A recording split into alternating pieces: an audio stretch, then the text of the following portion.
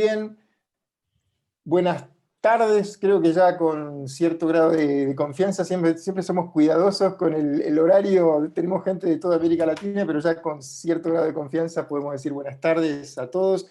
Estamos ya en el tramo final del primer día de jornada del Next TV Series Mexico 2020, en su primera edición virtual. No sabemos cuántas más serán virtuales, es parte de las incógnitas de este nuevo mundo. Me da un placer muy grande darle la bienvenida a este panel, a nuestros tres panelistas, ya mismo los voy a estar introduciendo. Es un panel en el cual vamos a estar analizando la manera en que la TV está migrando hacia una nueva era OTT. Esto ya hoy en día lo decimos como un enunciado, no como una pregunta o como un interrogante. Hay una certeza, una inexorabilidad que hace que la TV de paga esté migrando hacia OTT. Así que vamos a estudiar las tendencias con un enfoque muy interesante, porque vamos a tener un representante de uno de los operadores de TV de paga más importantes de México, uno de los operadores satelitales más importantes del mundo, y uno de los proveedores de tecnología del mundo de la televisión globales también con mayor cobertura. Así que desde esos tres distintos enfoques vamos a analizar cómo se está dando esta migración. Vamos entonces a introducirlos. Carlos Miranda es el CTO de Dish.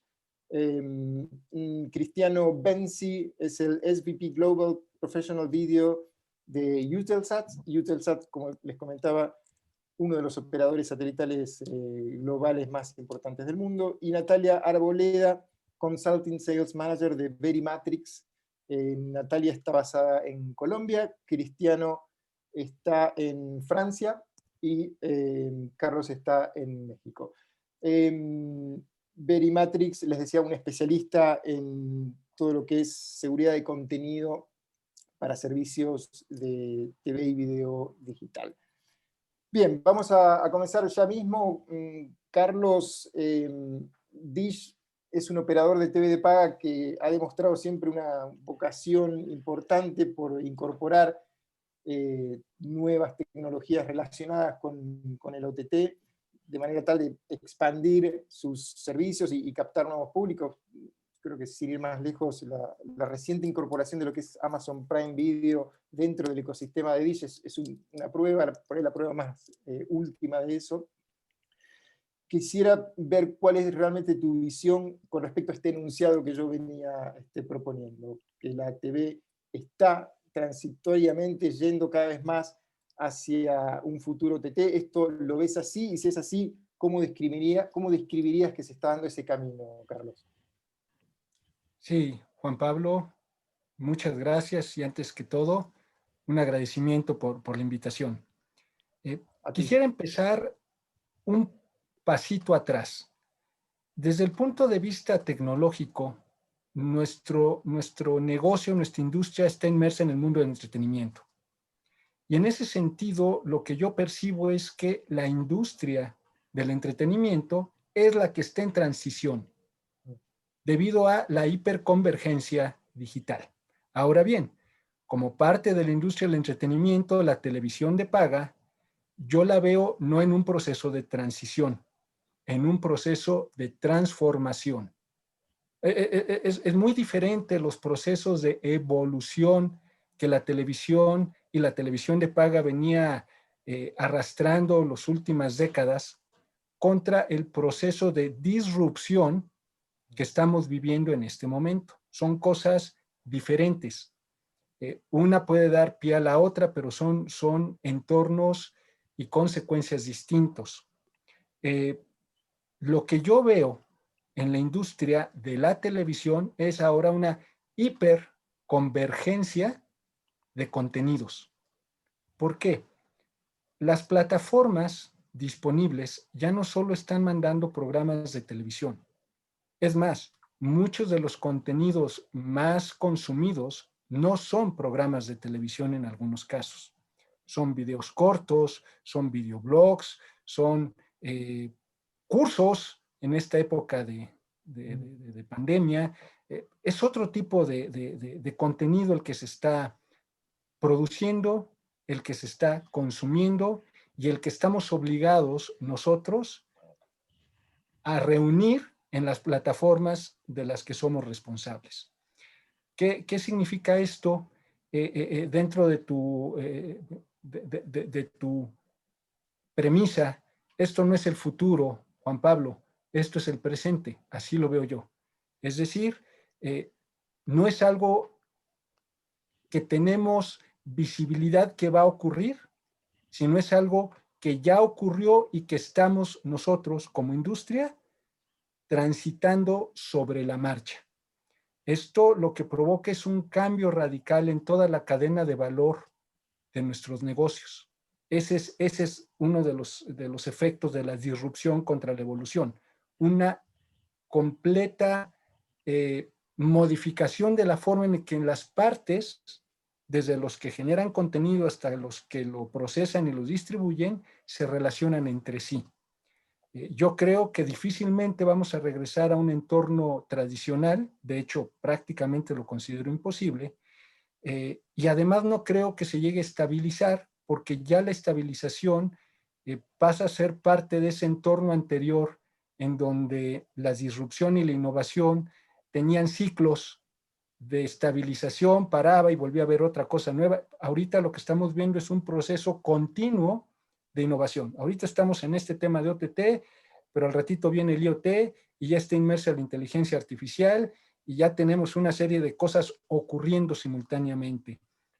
Yo diría como premisa final, flexibilidad y capacidad de reacción es lo que se requiere ahora en nuestras empresas para poder participar de este mundo. Bien, quienes no conozcan a Carlos empiezan a ver la profundidad de las visiones que tiene. Siempre muy interesante, Carlos, tus comentarios. Además, decías recién un proceso continuo de innovación y mientras lo decías, creo que podrías cambiar la última palabra por proceso continuo de disrupción y suena un poquito más dramático, pero no cambiaría para nada el sentido de lo que venías diciendo, ¿no? Hay que acostumbrarse a que la estabilización ya no más, eso es lo que estás viendo. Cristiano, la verdad que los operadores satelitales, cuando la televisión estaba estable, como dice Carlos, jugaron un rol crítico, clave. ¿Sí? Yo diría que todas las décadas del 80, 90, incluso la primera década de los años 2000, el rol de los satélites fue clave en este gran auge que tuvo el mundo de la TV de paga como lo conocíamos hasta hace poquito. Me pregunto, ahora que estamos discutiendo esta migración al mundo OTT, ¿cómo ha debido adaptarse esta industria satelital? En un contexto en el cual los paradigmas mundiales cambian y un porcentaje cada vez más creciente de la distribución de los contenidos fluye a través de Internet. Eso es en definitiva lo que estamos hablando. ¿Cómo se adaptó la industria satelital o cómo se está adaptando a esta nueva situación? Bueno, es correcto lo que dices, cómo se está adaptando, porque cada día, como Carlos lo decía también, cada día estamos viviendo esta evolución y este cambio de manera de hacer televisión. Bueno, nosotros somos operadores satelitales, como os he dicho, y durante muchísimos años el satélite ha sido uno de los únicos medios de transporte tecnológico capaz de transportar canales de televisiones de larga manera, con muchísimo ancho de banda y capaz de cubrir enteros continentes a través de una única posición orbitales. Es verdad, hemos vivido un tiempo en el cual las plataformas media contaba unos 100, 200 canales y ahora todo está cambiando. De una manera, bueno, es claro, el mercado satelital está bajo presión después de muchísimos años. Hay mercados maduros, mercados como el mercado europeo, el mercado americano, en el cual los usuarios, los clientes de Eutelsat están mudando la manera de hacer televisión y alquilan una cantidad inferior de banda, pero yo creo que hay dos componentes en este cambio de situación. Por un lado, sí es verdad que el OTT ha sido un poco disruptor, pero creo que también ha pasado de moda la manera tradicional de hacer televisión con ofertas de televisiones de centenas de canales, cuando a lo mejor la mayoría de los usuarios guardan los mismos 20, 30 canales a los cuales están más aficionados. El desarrollo de servicios OTT de la parte de nuestro cliente, lo que observamos es que por un lado se lanzan plataformas como que llegan, que traen unas veintenas de canales, son ofertas más pequeñas de una selección de canales. Y por otro lado, se sustituye la plataforma tecnológica satelital con la conectividad OTT, a donde hay un ancho de banda suficiente, ofreciendo al usuario a través de un set-top box OTT exactamente la misma experiencia del usuario con los mismos canales, con la misma posición, la numeración de los mismos canales en el mismo lugar. De manera que los usuarios no pueden distinguir entre una oferta que llega a través del satélite o a través del OTT. Nosotros, como lo decías, somos operadores satelitales y no somos nosotros operadores de contenido. Ofrecemos una plataforma tecnológica a nuestros clientes y nos hemos adaptado lanzando, además de la tecnología satelital que ya conocemos y en la cual somos bastante expertos, hemos lanzado también toda la infraestructura tecnológica que nos permite también de acompañar a nuestros clientes en el lanzo de canales, de oferta de canales IP OTT. Es una plataforma que hemos lanzado hace 5 años más o menos, que hemos llamado Cirrus como la nube. Bueno, la nube, el cloud, esto es un poco la manera. Es una plataforma que es lo que se llama un cloud híbrido, una parte de las cuales está desarrollada en el cloud de Amazon, para ser muy precisos, y otras es tecnología que está instalada en nuestro teleporte de Rambouillet. Tenemos también una aplicación de marca blanca que permite a los clientes, si lo quieren, de iniciar a transmitir canales OTT en un tiempo extremadamente corto. Bien, gracias. Vamos a Natalia. Natalia, te repito un poco también la pregunta inicial que le hice a Carlos. ¿Cómo ves esta migración actual hacia la nueva era OTT por parte de los operadores de TV paga en Latinoamérica? Y también me gustaría preguntarte allí cuál es el rol que viene cumpliendo Verimatrix dentro de este proceso. Listo, sí, Juan Pablo, gracias. Bueno, por una parte, vemos dos drivers principales para esa migración hacia OTT. Por una parte, es la fidelización y toda la parte de retención que tienen que tener los operadores actualmente, muy relacionado con lo que mencionaba Cristiano, no solamente tener 200 canales, sino tener más contenidos, tener más alternativas. Y adicionalmente también, como lo decía también Cristiano, independizarlo de las redes de acceso. Entonces, ese tipo de cambios que están surgiendo en este momento en la industria son, digamos, los drivers que vemos principalmente hacia el OTT de los sistemas tradicionales. ¿Cuál es digamos, el reto que surge de parte de esto? Está muy relacionado también con lo que mencionaba Carlos, y es cómo hago para tener una plataforma flexible que pueda escalar y que pueda funcionar con base a unos forecasts que son más inciertos y que son más difíciles de determinar en el OTT, ¿cierto? Desde ese punto de vista, el rol de Verimatrix ha sido muy relacionado con crear una forma de mantener ese contenido seguro, tanto porque es de parte de los proveedores de contenido, pero también los flujos de dinero de los operadores que pueden ser afectados por la piratería. ¿Y cómo lo podemos hacer flexible con esos forecasts que son inciertos? Existen, por ejemplo, en este momento opciones en la nube que lo que permiten es tener esa flexibilidad y esa velocidad que mencionaba Carlos para reaccionar rápido a los cambios de la industria y los patrones de consumo, y poderlo hacer, digamos, de una manera segura, protegiendo tanto al usuario como al operador y a los proveedores de contenido. Muy bien. Cristiano, vuelvo a ti por un tema en el cual me gustaría escuchar tu opinión, que es el rol específico de la set-top box, ese dispositivo tan crucial en el mundo de la TV de paga. Hay cada vez un surgimiento más importante de sistemas híbridos de set-top boxes. Yo sé que tú tienes una visión muy interesante sobre cómo este auge que se está viviendo a nivel global del set-top box híbrido responde en gran medida a una demanda puntual por parte de los usuarios que están buscando escaparle a las limitaciones, si se quiere, de una red física. Explícanos un poco cómo es ese concepto tuyo, Cristiano. Sí, como lo dices, de una cierta manera los usuarios están intentando escapar porque se trata de escapar. Una de las estrategias de los operadores de TV de pago, le llamo verticales, los operadores como los grandes grupos o algunos de nuestros clientes como Sky, por ejemplo. Es fundamental para el negocio de este tipo de operadores que puedan controlar toda la cadena de distribución hasta el hogar del usuario final a través del set-top box. Bueno, además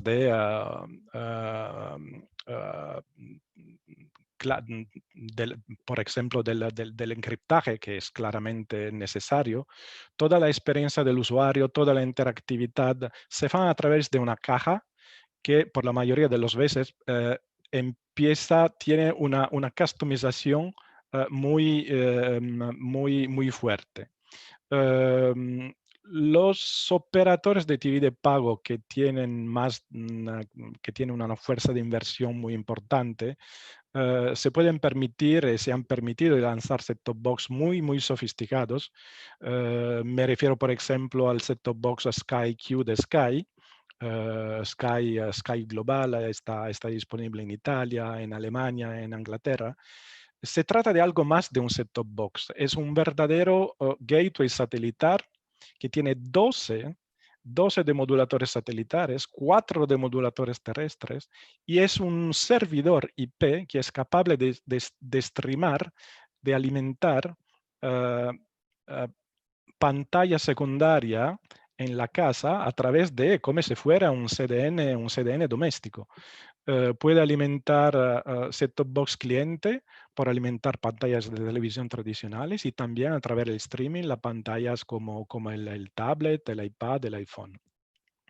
Es claro que este tipo de cajas son extremadamente caras y en el caso específico de Sky se han desarrollado, bueno, ellos no declaran cifras oficiales, pero se habla de unos millones de cajas que cuestan unas centenas de dólares cada una. Son inversiones de centenas de millones de dólares por el operador satélite, por el operador. Bueno, este tipo de set-top box permiten un control completo de la difusión, pero los usuarios ahora están buscando algo de diferente y ha tenido muchísimo éxito en Europa en este momento la iniciativa HBBTV, Hybrid Broadband Broadcast Television, que ha sido una iniciativa de alguna manera que ha llegado de la manera inversa. Ha sido una actividad de los operadores broadcast tradicionales, terrestres, satelitares, de definir una serie de especificaciones técnicas que lo permiten de disfrutar de la conectividad broadband tradicional, añadiendo servicios como, por ejemplo, el targeted advertising, la posibilidad de hacer video on demand, de ver el catálogo de los servicios pasados, este tipo de servicio que ha sido extremadamente exitoso.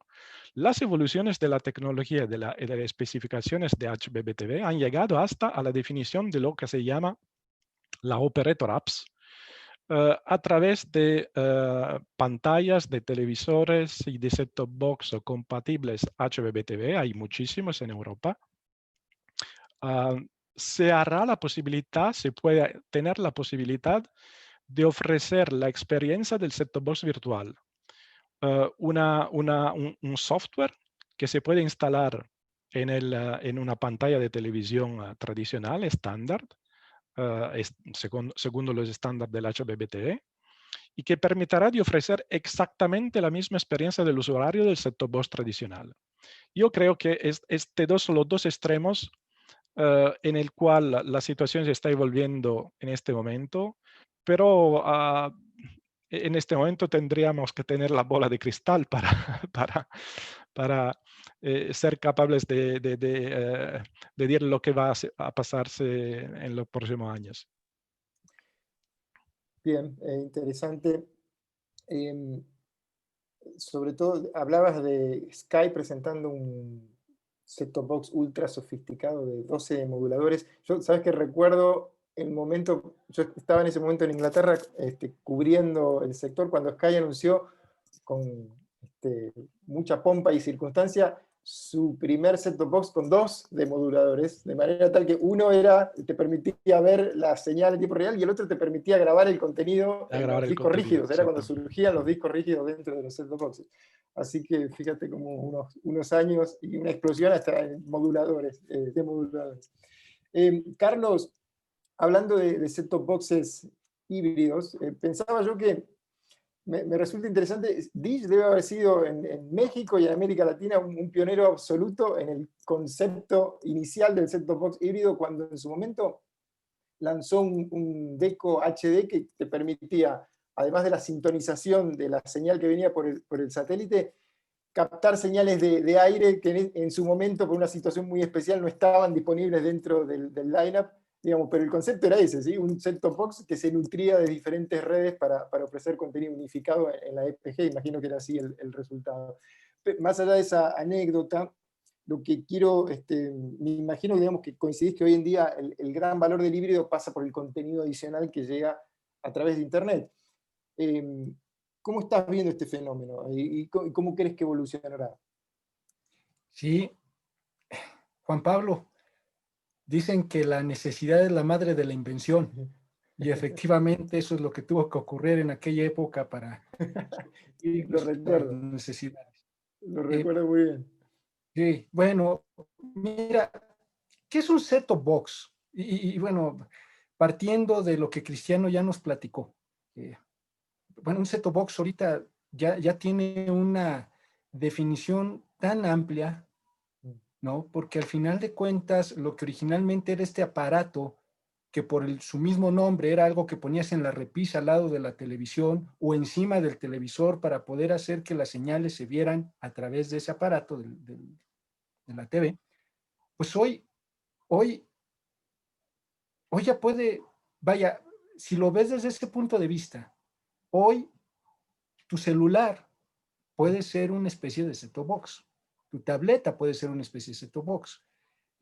Un set-top box híbrido, desde mi punto de vista, en el concepto más básico, y aquí Cristiano seguramente conoce todas las versiones, ¿no? Este set-top box híbrido con un sistema operativo Linux, en donde básicamente lo que le agregas a la parte satelital es esta capacidad de conectarse a la red. Yo creo que ese tipo de set-top box es una mera transición.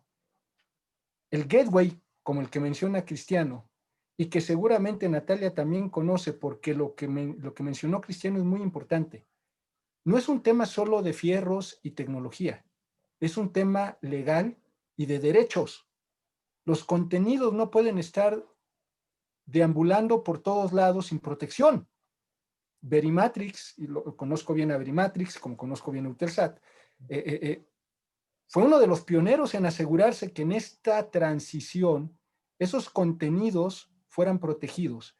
Y al final eso pasa por un celular, una tableta, un set-top box o un gateway.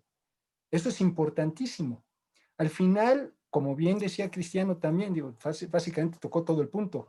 Al final, el interés del set-top box no es del consumidor, es del operador, porque es nuestra única manera de garantizar una experiencia y mantener un control del servicio. Pero para ser completamente transparentes, y nos guste o no, al final la gente es la que escoge hoy la forma en la que ve los contenidos. Eso significa que somos los operadores quienes, apoyados con socios tecnológicos como Eutelsat, como Verimatrix, quienes tenemos que encontrar las soluciones para que esa función básica para nosotros del set-top box sea disponible, aunque sea de forma, digamos, virtual en diferentes plataformas, ¿no? Y es ahí donde también, ojo, cuando hablo de la disrupción del modelo de negocio, lo que Natalia tocó también hace un momento es extremadamente importante.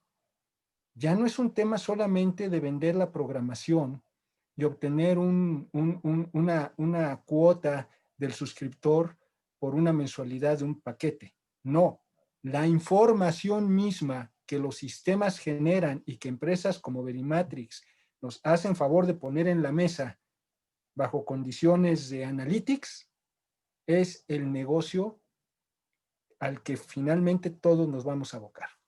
Y todo será precisamente a través de un set-top box, como quiera que le vayamos a llamar en unos cuantos años. Natalia, te dio Carlos el pie Sí. ideal, me parece. Pero es cierto, digamos, sabemos que Verimatrix ha estado involucrado en varios de los proyectos de set-top boxes híbridos, algunos de los más resonantes de América Latina.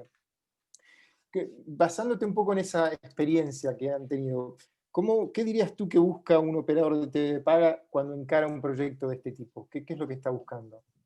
Sí, sí, juntando eso un poco con el comentario que haces, Juan Pablo, y el que hacía hace un momento Carlos, completamente de acuerdo. O sea, Verimatrix fue pionero desde el principio, sobre todo en la parte IP, cuando nadie le apostaba todavía a la parte IP. Todavía estaba muy arraigada la idea de la parte de cable y digamos, los sistemas tradicionales.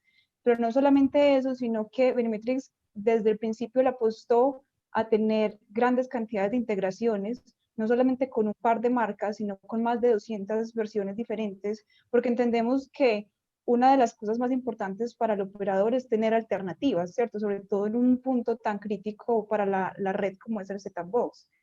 Y ya, digamos, ligando con tu segunda parte de la pregunta, efectivamente eso ha ido cambiando con el tiempo y hoy en día se requiere que esos set-top box sean híbridos, en gran parte por la necesidad que surge de seguir haciendo uso de las redes tradicionales, ¿cierto? Que ya están desplegadas, sean de cable o en este caso de satélite, y que se deben seguir utilizando porque son inversiones grandes, pero que se les quiere, digamos, potenciar con otro tipo de servicios extra encima. Entonces se quieren poder dar servicios interactivos que se están dando por la parte de OTT, o se quiere hacer una agregación de contenido en aplicaciones de terceros como Netflix, como Amazon Prime, etcétera. Y el fin de esto, Juan Pablo, es, como decía Carlos también, que al final, sea cual sea la forma en la que está accediendo ese contenido, debe estar protegido, ¿cierto? Y sean set-top boxes híbridos, o sea, el dispositivo móvil, o todas las formas de acceder hoy en día, porque se puede acceder desde consolas, ¿cierto? Ese concepto se vuelve mucho más amplio. La idea es que podamos asegurarnos de que está protegido el contenido, porque igual son requisitos de los proveedores del mismo. Bien. Tengo una pregunta así general, a ver, digamos, quién la quiere tomar, porque me gustaría, una de las tantas formas en que la TV se vuelve OTT, una de las tantas expresiones que ha surgido en todo el mundo realmente, es el concepto del operador virtual móvil, no, el operador virtual de TV de paga, el vMVPD, como se lo llama en Estados Unidos. ¿Sí? En definitiva, estamos hablando de oferta de paquetes lineales, como lo han sido tradicionalmente en el mundo de la televisión, con la única diferencia de que en vez de ser distribuidos a través de una red clásica de DTH o de cable o de IPTV, son distribuidos abiertamente a través de Internet, ¿sí? Los famosos skinny bundles, también como se los llamó en Estados Unidos. ¿Estas creen que es un fenómeno que llegó para quedarse? ¿Es un poco una respuesta transitoria? ¿Cómo lo están viendo? ¿No? Dejo abierto a quien lo quiera tomar. Pues de pronto yo Sí. puedo empezar ahí desde el punto de vista, yo veo que es un tema bastante controversial porque habla de las ventajas y desventajas de no poseer la red, ¿cierto? Pero es evidente que hay una tendencia en ir en ese sentido, puesto que ayuda a independizar ese contenido de las redes de acceso, adicionalmente traslada cierta parte de los costos.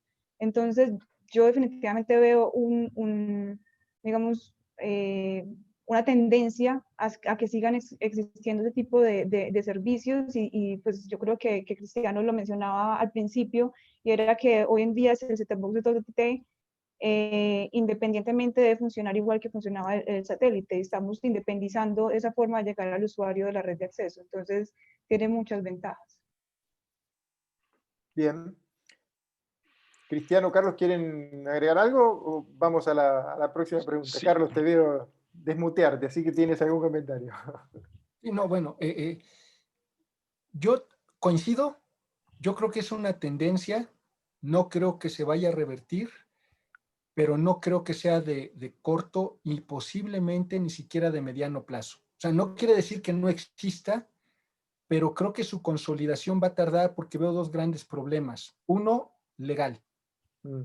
Las discusiones que han habido al interior de los órganos regulatorios de cada país y los internacionales respecto a qué hacer con este contenido distribuyéndose de forma directa a través de la red, en donde el dueño del medio es un tercero, es un tema muy complicado y va a tardar tiempo en homologarse y en establecerse de forma estándar.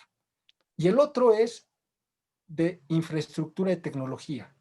Es extremadamente cómodo, ¿no? Para aquel que en su casa o en su región, en su localidad, en su país, tiene una infraestructura adecuada. Pero eso no es lo que ocurre en todo el planeta, ¿no? Es decir, hay grandes regiones del planeta que no tienen ese tipo de servicio, con ese nivel de calidad al que se requiere y con ese nivel de asequibilidad, ¿no? Para el consumidor final. Y seamos honestos, lo que comentaba Cristiano hace un momento, oye, tenemos esas cajas tecnológicamente increíbles, pero a un costo que no las puede masificar el operador. Si tú no puedes masificar una tecnología de este tipo, difícilmente se vuelve rentable en el corto plazo.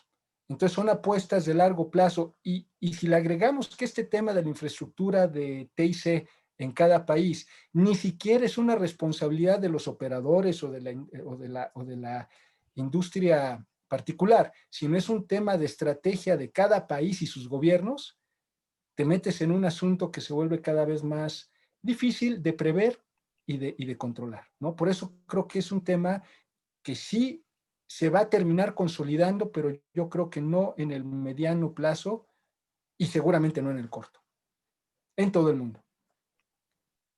Bien. Sí, yo estoy de acuerdo con lo que han dicho Natalia y Carlos. Quería ver también esta evolución de una manera ligeramente diferente.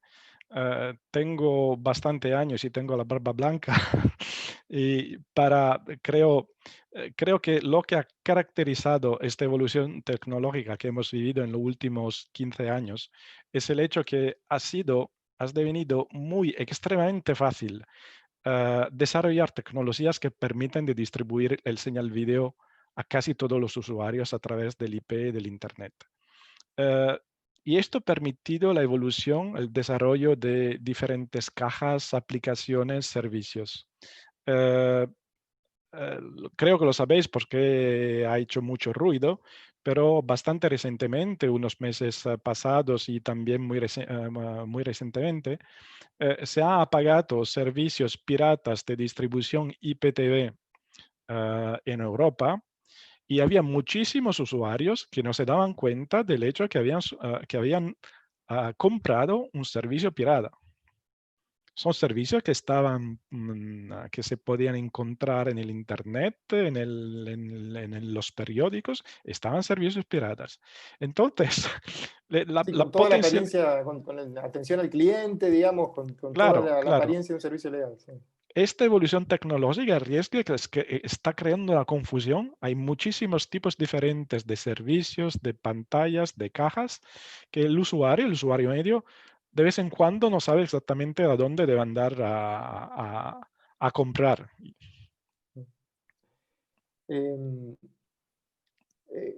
Natalia, imagino, digamos, que es una característica de la piratería en todo aspecto, me refiero, el aparentar genuinidad, donde en realidad hay por detrás hay una ilegalidad, ¿no?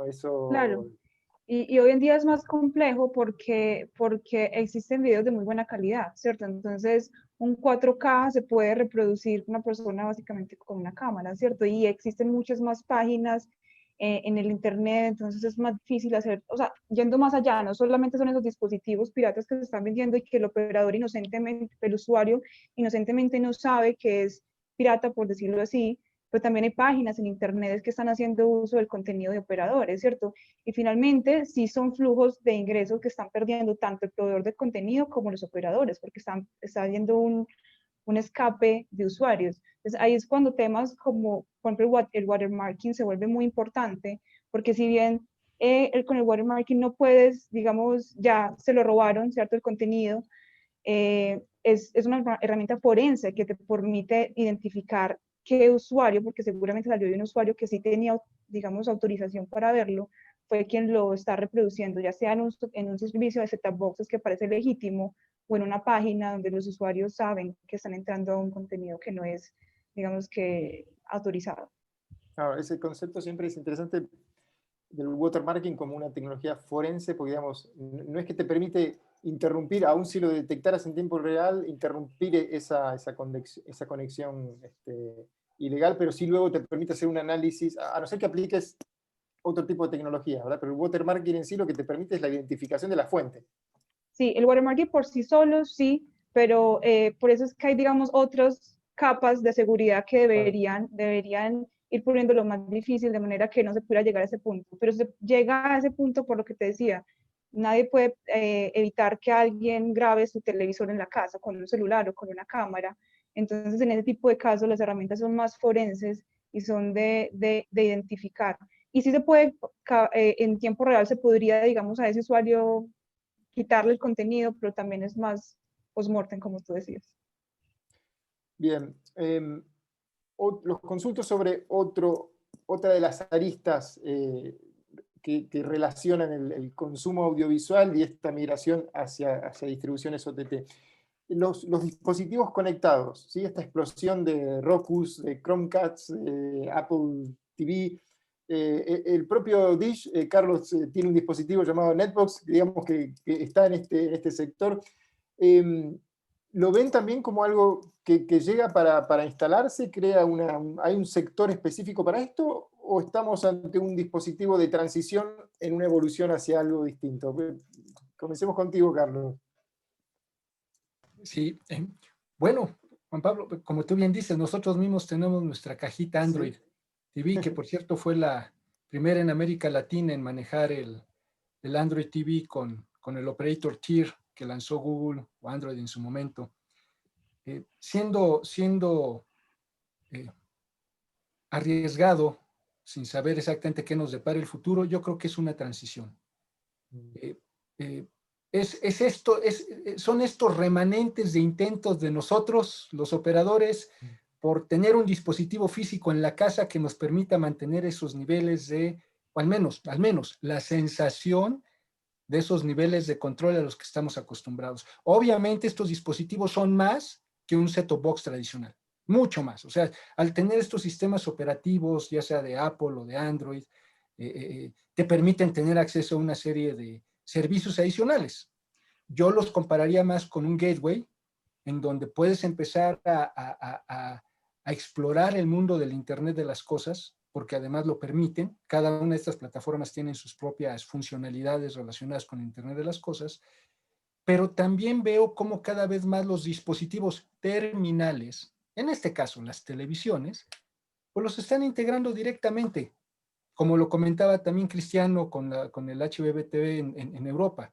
Es decir, no que desaparezca, sino que se integra, en este caso con una televisión, bajo un estándar que cumple, para efectos prácticos y legales, con todas las necesidades operativas, de seguridad, legales que se requieren.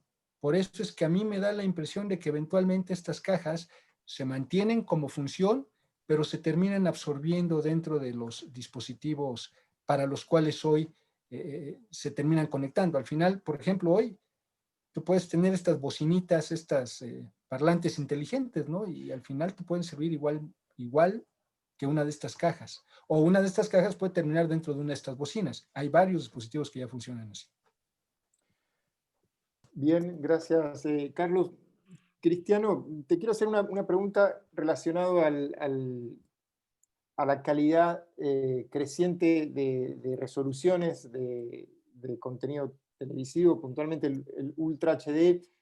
Es un nunca terminar, ¿no? Con el tema de las resoluciones, Ultra HD, 4K, 8K, HDK. El satélite, como tú decías bien al principio, era el único dispositivo capaz de manejar estos anchos de bandas que requieren semejante peso de contenido. Pero me pregunto ahora qué papel crees que va a cumplir el satélite a medida que hay un uso creciente de este tipo de resoluciones que a veces por primera vez surgen en sistemas OTT. Sí, claro, como operadores satelitares estamos guardando muchísimos, estamos trabajando muchísimos en el 4K. Con iniciativas como, por ejemplo, la de ayudar los clientes, los operadores, soporte tecnológico. Creo que es bastante importante mencionar el hecho que hemos ayudado a RAI Radio Televisión Italiana, el operador público nacional italiano, a lanzar su primer canal 4K por satélite a través de la posición orbital 13 Este, la Hotbird, la posición orbital principal de Eutelsat en Europa. Y creo que la cosa sea particularmente importante porque creo que es el primer caso de un operador público nacional que está listo a lanzar un servicio de calidad. El canal 4K ahora está disponible solamente por satélite a través de la plataforma TiVoSat, que es una plataforma abierta bueno, el hecho es que si vamos a ver ahora cuál es cuántos canales Ultra HD tenemos en nuestros satélites, en general en el tráfico satelital, creo que podemos decir que hasta ahora el 4K desafortunadamente no ha sido un gran éxito. En Hotbird globalmente tenemos unos 12 canales. Hay canales que ven, canales que van. Hay muchos pequeños operadores que lanzan producciones en 4K. Y que quieren lanzar canales, pero no tienen una oferta editorial muy fuerte para permitirse de sobrevivir. Es muy fácil, mucho más fácil,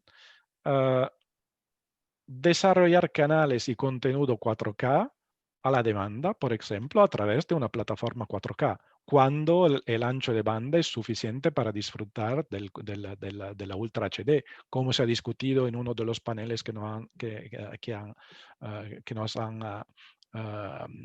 han precedido.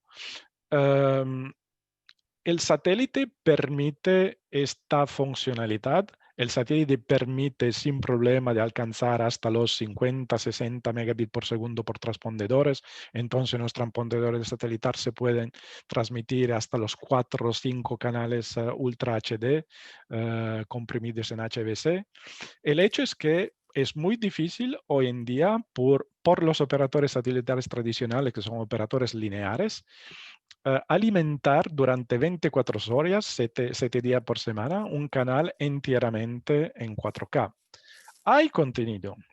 El problema del contenido creo que es un falso problema. Estaba hablando con RAI Radio Televisión Italiana, mencionando el canal 4K del cual acabo de hablar. Me decían que, por ejemplo, ellos tienen todos los derechos de difusión de unas importantes series de Sony Pictures en 4K y que no consiguen emitir porque como operadores públicos deben ser capaz de transmitir exactamente el mismo contenido sobre todas las plataformas. Entonces, el mismo contenido tiene que ser transmitido en la plataforma IPTV, en el terrestre, en el satelitar, al mismo tiempo. No pueden permitirse tener un canal 4K que transmite exclusivamente un contenido diferente de los otros, por ejemplo, solamente por satélite. El canal 4K ahora está transmitiendo los mismos programas que pasan en los otros canales. Pero es extremadamente difícil tener un contenido 4K muy interesante y hacerlo pasar todo a través de un único canal. Bien, bien.